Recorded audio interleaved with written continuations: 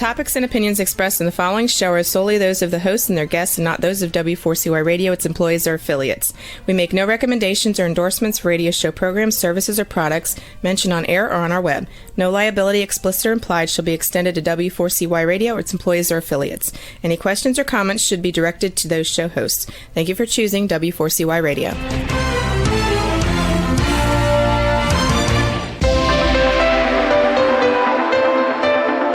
Churchill said, "Those who fail to learn from history are condemned to repeat it."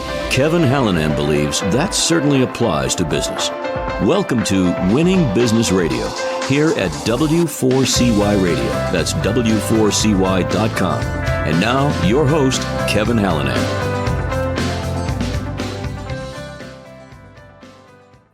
Thanks for joining in again today. I am Kevin Hallinan, and welcome back to Winning Business TV and Radio on W4CY.com.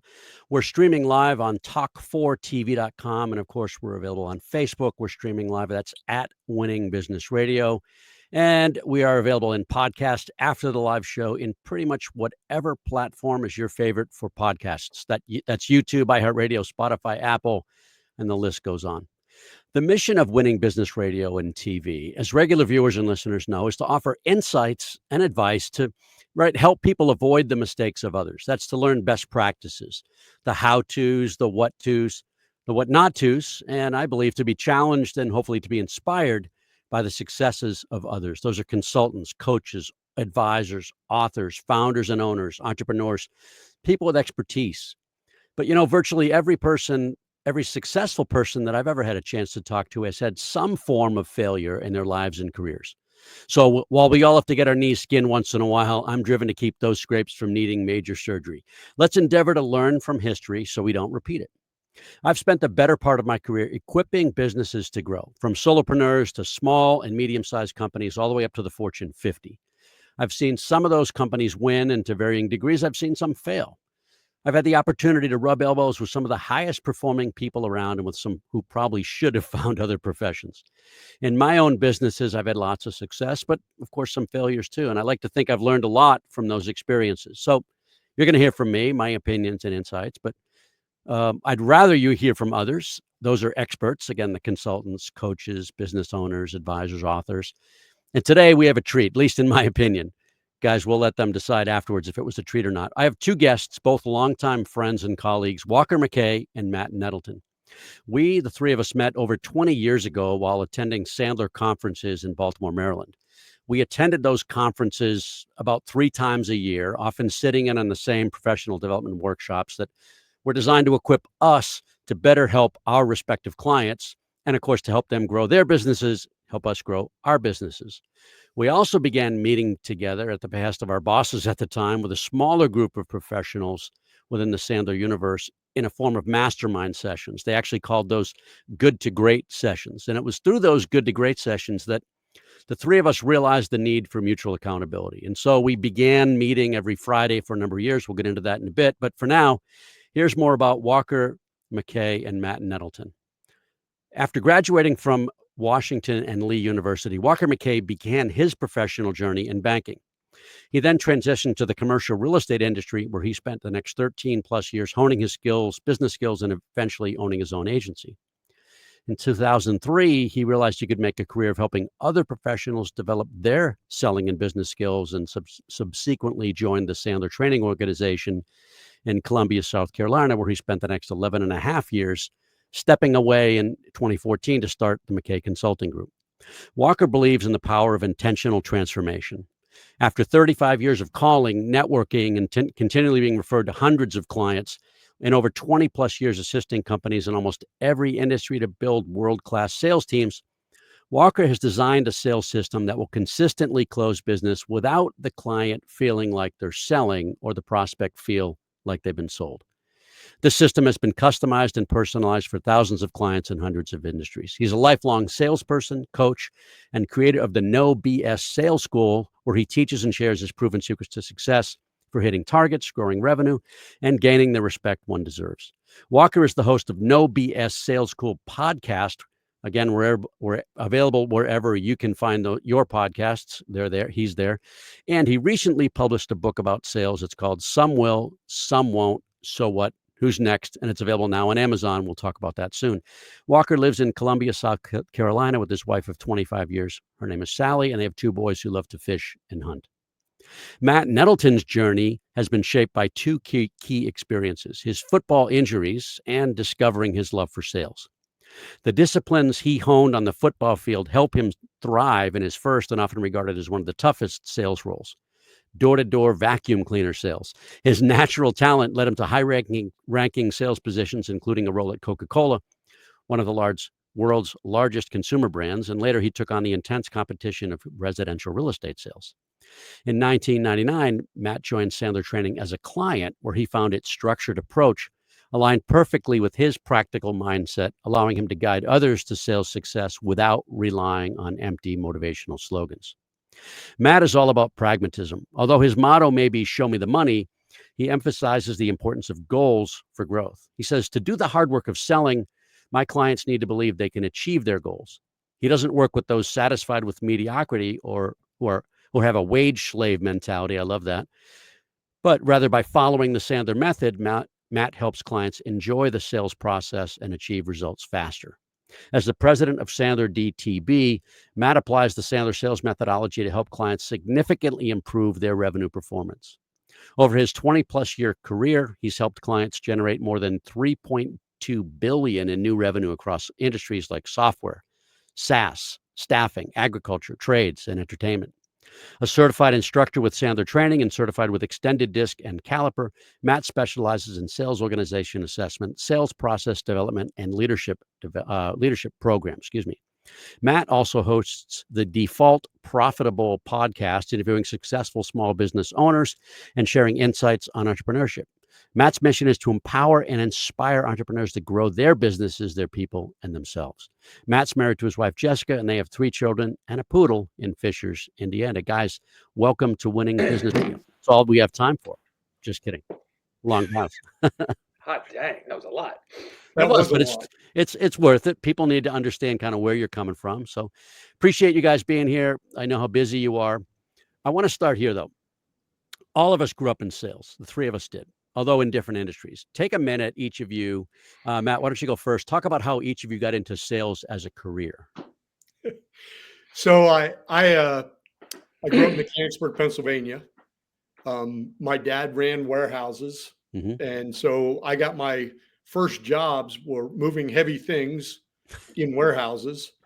And because, big dumb guy, I can move heavy stuff. I'm good to go. Unfortunately, when I was playing college football, I ruptured all the ligaments and tendons in both my thumbs. Nice. And so I had to I had to have my thumbs fixed. And I was not allowed to lift anything over 25 pounds for 12 weeks. Wow. And when I said to the doctor, who's going to give me spending money for college? He said, listen, I'm fixing your thumbs. I don't know what you're asking me for. I'm like, well, I lift heavy stuff. That's how I make money. Yeah. My parents aren't giving me any money. He said, I don't know, look in the newspaper. And I answered a job that said good money, limited effort, and ended up selling vacuum cleaners door to door. Limited effort, which was great because I only worked 8 hours a week. Perfect. Walker? I got into sales for all the wrong reasons. I was in college. I had lots of friends. I could drink beer with anybody. People were like, oh, you can talk to anybody. You've got lots of friends. You should go into sales. You're great at convincing people of things. A natural, which are, as we all can laugh now, are 3 of the absolute worst reasons to go into sales. And my success absolutely reflected that. So I started in the banking business, a job that I was really not qualified for. I was a snot-nosed kid from college, and all of a sudden I was managing a branch somewhere with all these people who were older than me. And anyway, it was, I don't remember if I quit or got fired, but it didn't last long. I moved to the commercial real estate business very quickly to go make my fortune. And I remember the training that I got there was, there's the desk, there's the street. Those are buildings. Go sell some. That was my first year training. And the advanced training was you need to be the smartest guy in the room and the biggest asshole in the room. I was pretty good at being number two, not so good at being number one. And that really wasn't great advice. It didn't turn out to be great advice for me. So I struggled along with that until I got some help. So the joke is, have you told your parents you're in sales yet? Yeah. Right?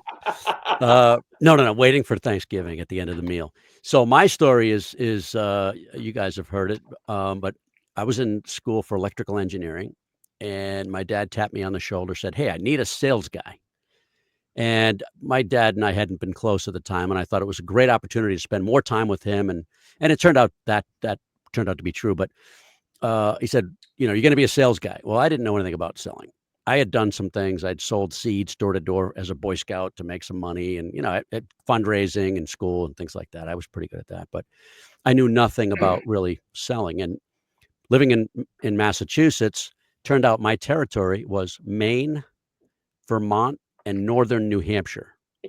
All right, Walker, you know Maine because you hunt there, but there aren't a lot of people in those. I mean, there are, but to you and I, to the rest of us that come from metro areas, there aren't a lot of people. So I would drive from one stop to the next. I'll get there. Okay. But I would drive from one stop to the next, hour and a half between stops, and they were all cold calls. Now, these were people that knew us, but we were trying to sell them to kind of come back in the industry in that territory. There hadn't been somebody up there for a long time. We were selling foam products, anything soft that you could sit on or package things in. Fascinating business, but his training was very similar. There's the phone, there's the car. He gave me his old car. Here's a card, but don't spend more than X dollars, fill your tank whenever you need it. And I was just driving around, and I was hitting these really small shops and not being very successful because my training was, the same. Yeah. All right. Take a second before we get into the meat here and talk about how each of you got into sales training. Walker? So a friend of mine, I was fishing with him one day, and he said, I hired a sales coach. I said, really? I said, why the hell do you need a sales coach? You're great at sales. You know a ton of people. You got lots of friends. You convince people of stuff. Why in the world do you need sales training? He said, well, I think I could do better. I was like, that's crazy. And I was sure that he'd gotten ripped off. And so I called the sales coach and said, I want to come talk to you. I said, my friend gave you money, and I think you ripped him off. And I want to come have a conversation. So my arrogant self went over to go sit down with him. And 30 minutes later, he asked me, he said, you're in commercial real estate? I said, yeah. I said, you must be making at least $1 million a year. And I'm like, no. And he said, $500,000. I'm like, no. He said, 250. And I said, well, I hope to this year. And he said, why not $1 million? And I began to spew out these reasons, Columbia, South Carolina, bad economy, this and that. I look up, and he's giving me the stop sign. I said, what? And he said, suppose I told you I thought all those were excuses. Oof. And I was like, oh, shit. And he was right. And probably 15 minutes later, I was crying in his office what a loser I was. And I wrote him a check to hire me, and the check, or for me to hire him, and the check bounced, but he kept me anyway. So it was quite a day. Best decision I made, though. Really good. Except for marrying my wife, of course. Well, that's a given. Because she's listening, and I know that. That's true, honey. Yours is first. Matt? Well, I did not marry Walker's wife, so I don't have that decision to fall back. I was selling residential real estate. I had been in the business for a couple of years. I was top 2% in the world for Century 21. And we had a kid. My wife and I had a kid. And I realized that the hours that I was working to be successful would result in my kid knowing that he had a father, unaware of what his father looked like or what his name was. I was working a lot of hours, early, late, evenings, weekends. And so I showed up I responded to an ad that was still one of my favorite ads of all time. It was, our standards are high. It may be time to up yours. Love that. And I called in, had a conversation. The guy said, well, what do you actually want to accomplish? I said, well, I'd like to make the same money and work half as much. And he said, well, I'm not sure we can do that. I said, well, I'm willing to give it a try. Nobody else has the plan. And so a year later, as I sat back and reviewed my decision, I was actually disappointed to realize that I had worked half as much, didn't work any nights or weekends, which in residential real estate is fairly rare. But I had made $1,000 more. So I had screwed up and not hit my goal. I had achieved more. You outpaced. Dang it. Outpaced. Dang it.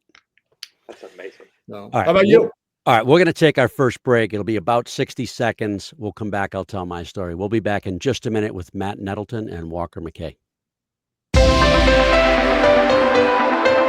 You're listening to Winning Business Radio with Kevin Hallinan on W4CY Radio. That's W4CY.com. Don't go away. More helpful information is coming right up, right here on Winning Business Radio.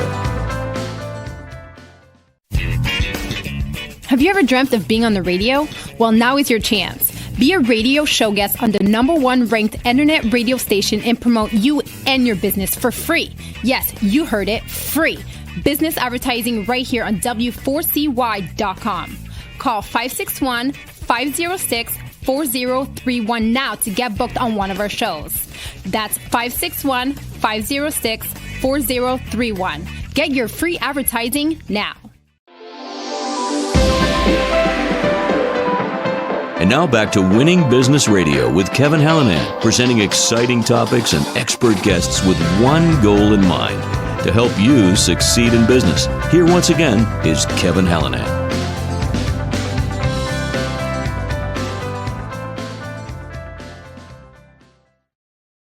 All right, we're back with Matt Nettleton and Walker McKay. My story was I had been a recruiter working for a company that grew like a weed. We went from the suburbs into downtown Boston and took up 2 floors of this building. There were 30 recruiters. Turned out I was the #1 recruiter. I was crushing it. I was doing training. It wasn't good training. It was training. It was good enough, but all I knew at the time. And I decided I wanted a management role, but there was no room in that company. They liked me. I liked them. They didn't want me to leave. I didn't really want to leave, but I wanted a management role. So took another position in a boutique firm in the suburbs of Boston. My timing was terrible, though. It was about 10 days before 9/11. So 9/11, you guys remember, it was terrible. Nobody could sell anything. At least I couldn't. Nobody was traveling. Nobody was using agencies to hire. And so that year, 01 to 02 was the worst selling year of my career. I went from the top thinking, making money, killing it, big guy, big man on campus, to I couldn't sell my way out of a wet paper bag. And I had a crisis of confidence. And I had been asking around and is it time for me to get professionally trained? And I'd met this woman who owned another recruiting agency who actually had made me an offer, and I turned her down to take the one I took. In hindsight, I wish I had worked for her.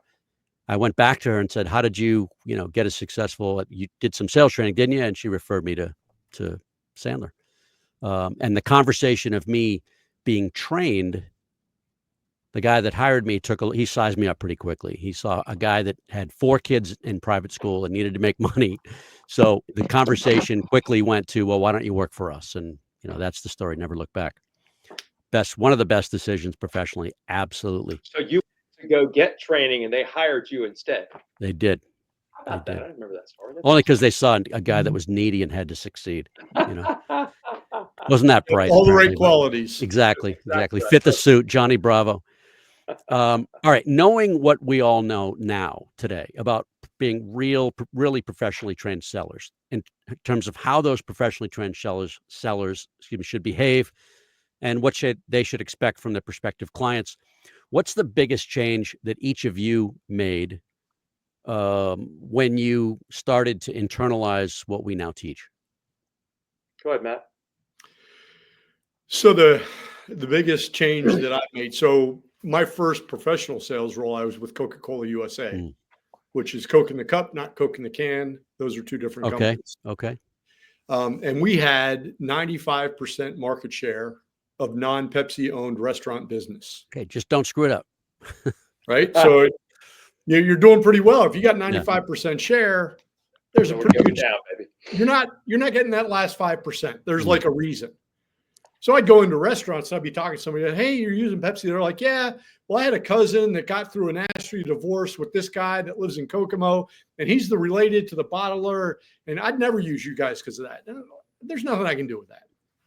So I had a mindset when I got out of working for Coke that the market was fairly finite and that it was hard to take business from other people. And the single biggest mindset shift that I've had since I became a Sandler trainer was the realization that there are more businesses within 1 mile of the front door of my office than I could serve in a lifetime. And in fact, in Indianapolis, in the 317 area code, there are 24,000 employee ID numbers who have reported revenue of $2 to $50 million, which is my primary market. Wow. So I'm pretty sure I can't service 24,000 businesses. No. So, Walker? Mine, I kind of referenced it when I described how I found sales training. My biggest revelation was the excuses that I was making. I've been saying them for so long. The people around me have been saying things for so long, like, the economy sucks, or those clients an asshole, or this is a problem, or, nobody's buying this, or we might as well not even try. And once I began to recognize, and it's very obvious when I say them now, but at the time, it's what everybody around me was saying too, and nobody actually had the courage to call me out on it. So when all of a sudden, my coach said that you're making excuses, all of a sudden I became hyper aware. And so I've replaced my language of they won't, it'll never, it's impossible to, with I haven't figured out how to yet. I hadn't figured out how to make $1 million in this business yet. I hadn't figured out how to get that guy to call me back. I hadn't figured out how to make this work. And I found those to be the most empowering words I've ever had. And it's helped me own a lot of the issues that I bring to the damn thing. Yeah. Mine's similar. I'm sorry. Go ahead. Finish. So I believe that when you say something like, I can't, it'll never, they'll never, your brain goes, yeah, that's it. But when you say, I hadn't figured out how to yet, your brain goes, yeah, we haven't figured that out yet. It kind of begins to work in the background. Oh, maybe.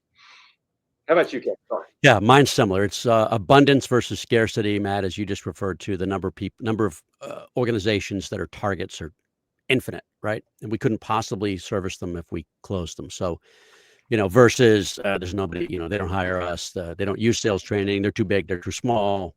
They probably have somebody on board. It's all the pre-qualifying we do. But the other part of it was, from a practical perspective, is knowing why you win and knowing why you lose and learning to change behavior, right? Keep doing the stuff you win at. Stop doing the stuff you lose at. That was big for me. All right. Let's see. So, Matt, you floated the idea to Walker and me recently that we should have a conversation about accountability and record it. And I said, let's go one more. Let's do a live show. It'll be recorded anyway. What was behind that idea? So I think the idea of the live show, or the idea of the conversation around accountability came from your interview of Walker. And I think if we go back to 2023, when we met was in June, we were in a business with an exceptionally high failure rate. Yeah. We were still dealing with 2003, not right. 2023. 2003. Right. Although it's still a high failure business, but yes. Yeah, it's still a high failure business. Yeah. And when we were coming to the conference, I had been given some advice about, put together a list of all the things you want to do and all the things you're going to change. You're going to have 3 lists, and then one person just kind of casually threw in, and, oh yeah, by the way, find somebody else trying to accomplish what you're trying to accomplish and stay in touch with them because they'll help you. And as it turns out, the first half of that advice was complete bull, but the second half of that advice was incredibly valuable. And that led to our Friday phone calls for probably 2 years. Yeah. I don't know that we missed very many of them. Nope. I don't know that we missed any of them. But those Friday phone calls were a great kind of a clarifier of what it was that I needed to do in order to succeed and remain in the business that I had chosen to be in. Excellent. I mean, we're going to get in the weeds of it in just a minute here, but I remember one of us said, Matt, it might have been you, I don't know, but somebody said, I'm not sure this is working. I feel like I'm taking more out of these calls than I'm giving. And it turned out we all felt that way. Yes. Right. 100%. That was huge. Yeah, we all felt like the other two were doing more lifting than we were. Yeah. Which was cool. And it sometimes it was, at each point, one of us was, anyway, it was all cool. Yep. Yeah. One would be doing really well, and two would be doing well. One would be struggling with something, and it would just keep going around like that. And I believe that was a turning point for the three of us. So, just for context, that Good to Great group, we were encouraged to get together, but we met each other and we started hanging out, and we'd go out to dinner together and in groups. But we'd share our successes and failures, and then we started to formalize it. And I want people to hear about what those calls sounded like. I know we called them our accountability calls, and Matt, what would we actually do on those calls? I'm not sure who came up with the format, although I think it might have been me. It might have been Walker. It might have been you. It didn't really matter in the end. Yep. But what we agreed was that we would have a 30-minute call. It would be at the same time every week, and it was a no negotiation. You do not miss. And that we would each take 10 minutes, 5 minutes to talk about something that we had done that was we thought went well, and 5 minutes to talk about something we thought we screwed up. And we would just go around the horn, and while you were talking, the other two people had the opportunity to jump in and give you feedback and opinions on what it was you were talking about, whether or not you wanted them. That's good. Yeah, Walker, what do you want? A lot of times I just didn't want the opinions. I'd already figured out that I sucked. I didn't need you guys to confirm it. Right. You're right. You do stink. I remembered it being some format of share a lesson we've learned, share a victory that we had, and what's something you're working on you want advice on. That's somehow. So that's what happens. That's the catchphrase that came out of that, right? We all have these catchphrases and one-liners. Yep. But yeah, I think we're saying the same thing. All right, let's define accountability. How would each of you define accountability? Walker? It's basically saying out loud what you're going to do, and then have and I think the only person who can hold you accountable is yourself. But we, in our group of, I'll quit of that. The only person who holds yourself accountable is yourself, right? But you say out loud something that you're going to do, and the other people in the group offered support, be that negative support, which my biggest fear is y'all say, screw you, you're out of the group, you big loser, or or say, way to go, you did what you said you were going to do. Yep. Love you like a brother, but you're dead to me, right? Yeah, right. Yeah. Matt, so it's being accountable. It's being responsible for our actions, right? We say it, we're going to do it. And we had a good partnership because, we have different personalities. We're similar in some ways, but we're very different in other ways. I'm not tall, and you guys are smart. I'm not bald. I'm not bald. But it was a good chemistry, and it worked. We were honest. We were trustworthy. We cared about each other. I think that's a big ingredient. So who do we think needs accountability? I mean, lots of people watching this, lots of people listening, and even more will watch and listen later, right? So who needs accountability? Anybody that wants to grow in something. I mean, whether you're an athlete or whether you just want to get stronger, or you're a business and you're ambitious and you just need the outside feedback. And the, being, the big part of the accountability to me was the accountability to the group, right? And that was the part. That was the big stake for me. Yeah, we didn't want to disappoint each other. Yeah. Yeah. I think one of the things we did very well too was have three people. Yeah, Matt, you had a good phrase for that. What was it, Matt? What was the phrase? I don't remember the phrase, but I know that I know the thing with the three people that really made it work was it's easy to fool one person at a time. Right. Yeah. It is very difficult to fool two people. Yeah. And to the question of who needs accountability, I have yet to find any situation where, what it was told, I was told I needed to find a swim buddy. Mm-hmm. Right. I needed to find somebody that was going through what I was going through and would drag me along with them. And as I talked to people, it was made clear to me that 3 is better than 2 and 4 is too many. Mm. So you can have a one-to-one accountability relationship. You can have a 3-person accountability relationship, but in the words of the guy that explained this to me, you cannot have a 4-person accountability group. It's nice and you can have a nice conversation, but you are not going to generate meaningful accountability having 4 people involved in a conversation. Interesting. That is interesting. So I would say anybody that is trying to accomplish something can use an accountability group, not to learn things, but to make sure that they're applying what they've learned. Mm. Right. So if you're I think we're all familiar with Vistage and Vistage style groups, where you have a group of people that get together and learn something. Well, when those guys leave those groups, one of the things I know is the most effective groups that I've worked with, they'll have 2 or 3 owners that get together afterwards in small subgroups and talk about how they're improving and what they're doing differently. And it just, my son, when he was doing high school sports and college sports, he had 2 guys that they agreed they were going to work out. And it's easy for one guy to convince the other guy they don't want to work out. It's hard for all 3 people to take a day off. Mm.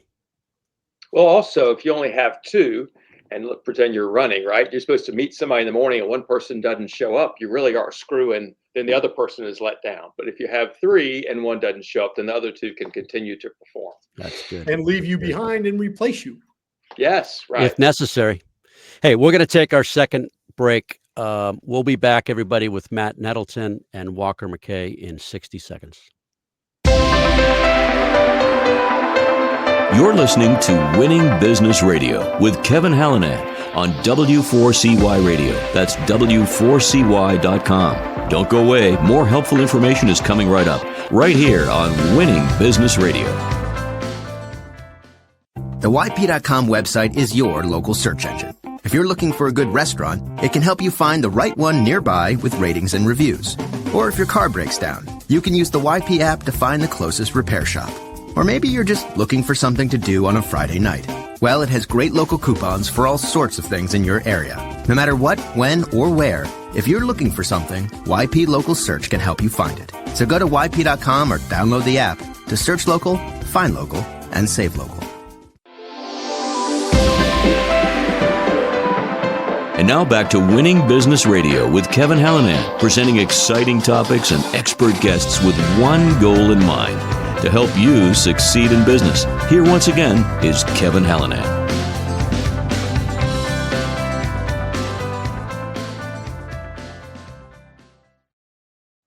All right, we're back with Walker and Matt. Matt, you mentioned something I thought was great. I wrote it down. We need a partner, not a policeman. What do you mean by that? Yeah. So accountability is not something that you do to somebody. It's something you do with somebody, I think. Mm-hmm. Right. We never had like punishments. Nobody got noogies for not making their cold calls or, right. I mean, it was, hey, listen, this is what I'm going to do. And then next week it was, hey, last week you said you were going to do this. Did you do it? And if you didn't do it, you were embarrassed. Mm-hmm. And nobody was going to let it slide, but there were no physical like trials or right. no fines. Yeah. No public flogging. Because that was imposed upon yourself. Yes. That was what happened to you because of not doing the work. That was going to happen to yourself, right? Yeah. Well, the problem with no accountability is it's easy to rationalize all the reasons you didn't do the work. Right. Yeah. But when you call up your accountability group, and the first person that talks says, well, here's what I did. Yeah. And you're like, well, Dan, that's what he said he was going to do. And now when I go, I got to say, I didn't do what I said I was going to do. Yeah. Maybe they'll forget me this week. Maybe they'll run out of time. We could run out of time. Right. But that didn't always happen. Pepper the rest of it. I don't remember it ever happening. Damn. Always got 5 more minutes for the last guy. That's right. So that's the thing, I think with accountability, you can't be looking for external motivation, external punishment. With accountability, you have to have internal, intrinsic motivation, and you're just confirming what's going on. And you got to find people that also have internal, intrinsic motivation. We've been around a long time. We've seen a lot of these accountability groups fail miserably. Yeah. All right. What about frequency? How often should people talk? We chose weekly. It worked really well for us, I think. Walker? I don't know that it matters. It probably depends upon what your goals are. I think weekly for salespeople is probably a good thing. Sometimes for business owners, it could, if you're having that kind of same thing, maybe it's once a month or once a quarter. I think it depends upon, we were talking about behavior, right? How many dials and how many meetings and sales calls and that kind of stuff. Right. And we were looking to close business like weekly, monthly at the minimum, right? Yeah. But if you're running a business and you've got, longer term goals, then maybe quarterly is enough, or twice a year. I think it depends upon what you're trying to do. Longer term goals, you can have more time in between the meetings. Thoughts, Matt? Or Kevin, thoughts?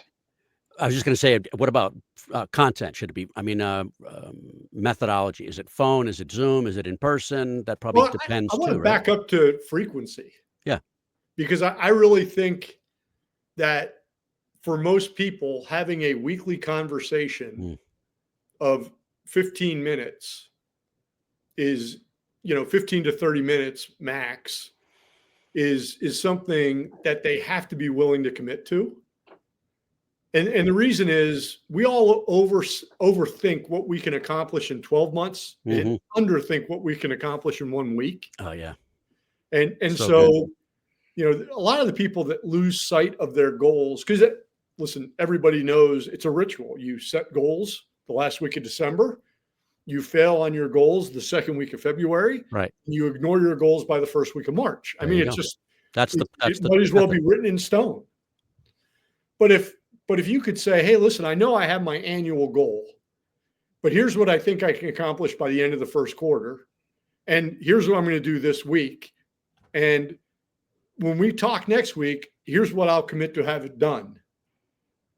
Right? It doesn't matter if you're running a warehouse or you're an accountant or you're a salesperson or you're just working out. Like the frequency that you talk confirms the amount of time that you can go off track. That's good. That's really good. Yeah, nicely said. That's why you're on this call, Matt. I appreciate that. That's a nugget right there. That is a nugget. I appreciate you guys inviting me. After you kicked me out of our accountability group. It's funny. I feel like Matt, I'm learning so much from Matt today. I'm the one that's sucking ass. All right. So does it matter if it's a phone call, a coffee, Zoom call?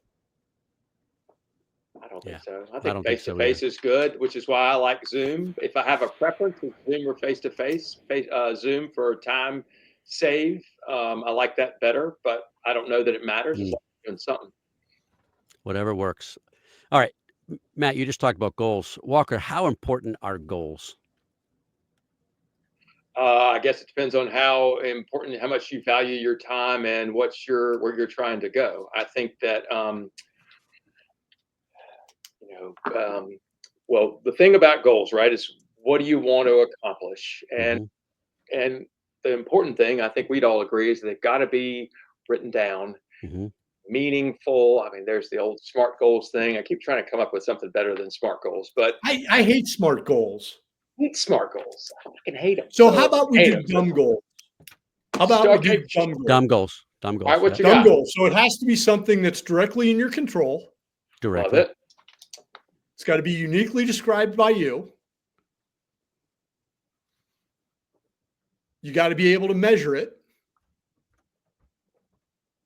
You got to be able to manage it. And it has to be attached to a burning desire. Oh, this is so good. God, that's good. And I love it because he even spelled dumb wrong. That's just the best. No, that's the best part. That's awesome. That's You're awesome. smart enough to spell dumb wrong. I mean, that's freaking amazing. I love that shit. All right. So why don't I just tell Matt what his goals are? Or Walker, why don't I just tell you what your goals are? Well, why don't, Kevin, I've spent way too much time talking. Why don't you tell me why that doesn't work when you give somebody their goals? Because I'm not excited about what somebody gave me. I'm excited about, or potentially excited about, what I want to accomplish. Right? We always talk about personal goals as well as professional goals. And I've told people for 20 something years, yeah, you got to have professional goals, but really they're in support of your personal goals, right? So what do you want to accomplish personally? That's way more important because it's personal and everybody's different. There are some categories that are similar, right? Who do you want to spend time with? What do you want to do financially? Is it physical? You want to make a difference in the community, family, right? Depending on where you are. I want to spend time with family. To Matt's point earlier, I don't want to spend all my time working. I want them to know me, right? I have grandkids now. I want to spend time with them. I don't want to be working all the time. And as much as I work a lot, I do have limits.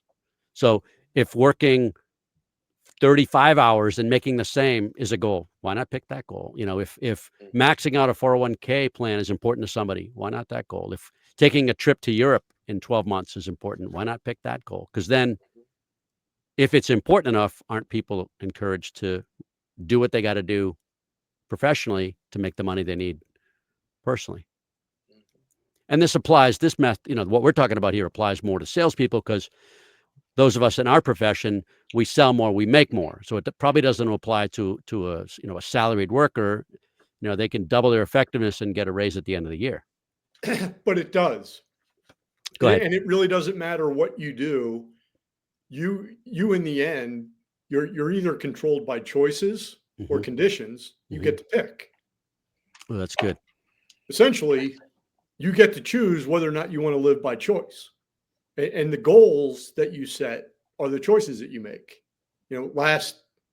June 23rd of 2023, my wife asked me how much I weighed, which is not something I could ever Did she ask her. you if you had reached your goal weight yet? Yeah, she's like, how much do you weigh? And I'm like, well, that's odd because I've never said that to you in our 30 years together. You must be asking that for a reason. So I told her the number. It was 265, and I had never weighed that much. And she said, geez, that's a lot. What do you think about losing some weight? And I was just about to say something, and she said, here's the thing. I've been looking at doing a diet. Starting July 1st, we're going to do this diet for 90 days. It's completely unsustainable over the long term. But when we're at the end of that 90 days, we can figure out what we want to do for our diet going forward. And so we got to the end of that 90 days. I weighed 214, which was 5 pounds less than I had weighed in college. That's outstanding.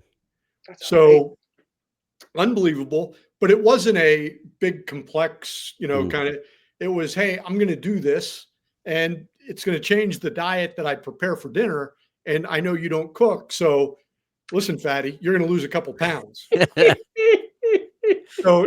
But on the other hand, now there were a lot of good add-on effects for me. My heart rate's down, my heart rate variability's up. I mean, it's all kinds of good things happened out of it. But it really was a two-person kind of, hey, we agreed on this. Our kids held us accountable to what we said we were going to eat. And we were able to measure and manage the entire process for 90 days. But then we had to make a decision about whether or not we wanted to do that on an ongoing basis, which we unfortunately have. Yeah. Unfortunately have. What's funny is, and you said it, I'll make it clear, your goals have to matter to you, right? Yeah. And so when people say, I'll make $100,000 or $500,000, but then it's, why do you want to do that? Why do you really care? And then, no, really, why? And what happens if you don't? What happens if you don't? Yeah. And so if you're not excited about your goals, so if a company says you need to sell, your goal is you need to sell $1 million this year, and you go, and then they drop balloons and the music goes, yay, $1 million, right? And you go, what the hell does that mean to me?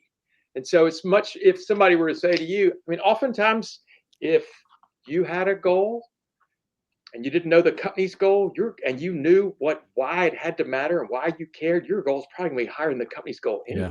Yeah. And I know I will, well, because I work for myself now, but I will fight to the death to make stuff happen for me. But maybe not so much if I don't give a shit as the company, right? Which is honestly, right? Sales is all about your prospect.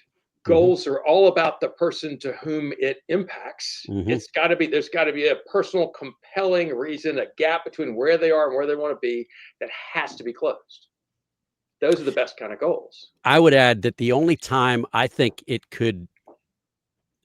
that a goal could be not about the individuals is if it's for someone they care about. Oh, right on. Right. So maybe I don't need the additional money, but my wife does, or my kid does for school or something, right? Just know we all do that shit for ourselves too. Yeah. Well, I don't know if you guys remember, we used to have an assessment that measured goal orientation on a scale of 0 to 9. Yeah. And we were all like, 9 means you have a super high goal orientation. Yeah. Well, you can have a super high individual goal orientation. But I had one of my most successful sales reps had a goal orientation of 0. I'm like, dude, I don't get it. Like, why would you do any of this? This all sucks. What are you trying to accomplish? And all he could talk about was the importance of his team winning. Wow. And so there are people that have a high goal orientation for the team. But what I think goal orientation really is all about is we have a spark of something that we see ourselves as that we're willing to chase. That's good. And if you don't have it because you don't have goals, well, then you're never going to light that spark. But if you do have it, the clearer your goal and the more people hold you accountable to painting that picture, the more likely you are to actually accomplish that goal, which is where the accountability really kicks in. That's good.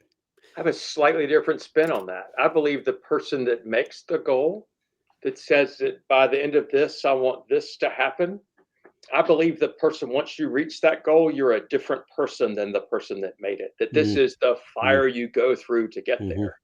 It's the carving of the statue. Yeah. Right. Yeah, we talk about the byproducts of the goal, right? Now you know how to lose weight and stay healthy, Matt. So the goal was get to a certain weight, but the byproduct, right? You know how to stay there. You know how to what behaviors you had to change. Hey, we're almost out of time. I have one more question. Actually, 2 more questions. First is, what book are you reading, and based upon how far are you into that book right now, what's your key takeaway? Go ahead, Matt. I'm not reading Walker's book yet, although he is the #1 seller on Amazon in new business. Yes, he is. Yes, he is. #1 new business seller right here. Some will, some won't. I've not received my copy yet. Damn it. The book that I'm actually reading right now that's been pretty interesting to me is The Psychology of Money. Oh, that's good. Yeah. Housel. Yeah. Great book. Great book. And it's interesting because a lot of the book is about the psychology of planning with failure in mind. So that's good. Yeah. Walker, other than your own book, Walker, we're not pitching I am book. not. I have been. Are you going to read it, by the way? My book, I've read it 627 times for every edit. And so actually, I found myself flipping through it today, and I realized I don't want to see anything that's wrong with it. So I don't blame you. I actually am rereading a book, which I hadn't been in that practice. Once I'd read a book, I'd put it down forever. Yep. And this is not a business book. It's the Confederacy of Dunces. I don't know if you guys have read the Yes. No. O'Toole, I think is his name. Yep. And it is O'Toole, yep. laugh out loud funny. I take it with me to the deer stand, and I've thoroughly enjoyed it. I've been away from the business books for a couple of months, but that's what I'm reading right now. How about you, Kevin? Love that book. Yeah, I've got 3 books going right now. The Unbreakable Investor, Charles Payne, Atomic Habits, and The Compound Effect. Both, I mean, all 3 good. One is about money, obviously. Atomic Habits about small changes. Compound Effect, really, too. It's just as easy to set a bad habit as a good habit. So why not pick the good habit? And he gives you tools for doing that. That's James Clear. Powerful story, too, of his life. Thought I would give a shout out to a podcast that I have loved. It's the Founders Podcast. Oh, yes. That's good. I'm a subscriber to that with this guy. he reads biographies of people, founders of companies, and then he does somewhere between probably an hour and 20 minutes on the things that founders of other companies need to know from that book. And it is super interesting. He's very excited about it. He's an expert in so many things, and he can recall. He'll start talking about Warren Buffett, and he'll say, "This reminds me of Steve Jobs over here and Jay-Z over there," and all. It's really the Founders Podcast. I'm a big fan. Awesome. All right, last question. Each of you answer this. Who in the listening and viewing audiences should reach out to you? Why? And then how do they get in touch with you? And Juan's got the contact information in scroll, so maybe we can skip that part. Walker, go ahead. So I work with companies typically in the Southeast that have sales teams spread out over 3 or 4 different markets. Typically we sell something expensive and complicated, and the owner is kind of ambitious, a little bit of a maverick, and says we want an unfair advantage in the marketplace. And so we work with them to give them an unfair advantage based upon the sales process they follow. Excellent. And there's Walker's info right there. It's walker@walkermckay.com is the easiest. Go ahead, Matt. I work with primarily $2 to $50 million businesses, typically in the Midwest. They are a premium solution compared to their competitors, and they have a burning desire to continue to gain share in their market. It's important to them, and they can't figure out why they're not doing it more quickly. That's good. And it's matt.nettleton@sandler.com. Guys, thank you so much. Oh, buy the book. Some will, some won't. So what? Who's next? Amazon.com. Walker. Please buy it. Leave me a review. Review it. Everybody, come on, review it. All right, guys, thank you. You've been great. This was fun for me, and I hope it was fun for you too. Super fun. Thanks, Kevin. Thanks, Matt. Great to be with you guys Kevin. again. Walker. And thanks everybody for watching and listening. This is a show about business and often business challenges. If you've got concerns about the sales effectiveness of your company, whether your sales team is one or many, give me a call. You can reach out to me at LinkedIn. I'm on LinkedIn. You can message me, or kevin@winningbusinessradio.com. Our company is Winning Incorporated. We're part of Sandler Training. We develop sales teams into high achievers and sales leaders into true coaches and mentors. We're not right for everybody, but hey, maybe we should talk. Thank you again to engineer and producer Juan for another job well done. Thank you, Juan. Be sure to join next week, Monday, November 18th, when my guest will be Catherine Tague of Influence Digital Media. See you then. You've been listening to Winning Business Radio with your host, Kevin Hallinan. If you missed any part of this episode, the podcast is available on Talk4 Podcasting and iHeartRadio. For more information and questions, go to winningbusinessradio.com or check us out on social media. Tune in again next week and every Monday at 4 p.m. Eastern Time to listen live to Winning Business Radio on W4CY Radio, W4CY.com. Until then, let's succeed where others have failed and win in business with Kevin Hallinan and Winning Business Radio.